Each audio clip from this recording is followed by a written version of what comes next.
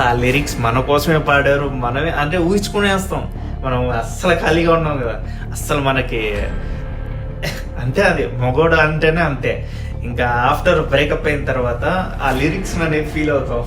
ఏదో ఒకటి sad song వచ్చిందంటే ఇది నా కోసమే రాశాడేమో, ఇది నా కోసమే పాడాడేమో అనే విధంగా అయితే అనిపిస్తుంది. అది అది నాకు కూడా అనిపించింది, అందుకే చెప్తున్నాను.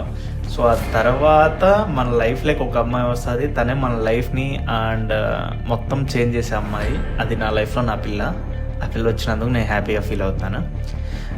స్టార్టింగ్ ఉంటుంది, చర్చలు ఉంటాయి, గొడవలు, చిన్న చిన్న గొడవలు ఉంటాయి. అవన్నీ కామనే, ప్రతి ఒక్కరి లైఫ్లో చిన్న చిన్న గొడవలు అన్నీ కామనే. ఆ గొడవలన్నీ అన్నీ బేట్ చేసిన తర్వాత ఒక టైంకి మీకు గొడవ పడాల్సిన, అస్సలు ఆ గొడవలు అంటే మీకు తెలియదు, వెళ్ళిపోతూ ఉంటుంది. ఎలా అంటే అసలు మనకి ఏ ప్రాబ్లమ్స్ అనేటివి ఉండవు. అంటే స్టార్టింగ్ మనం సిల్లీగా అంటే గొడవలు అయినట్టు, ఇప్పుడు అంత మనం మెచ్యూర్గా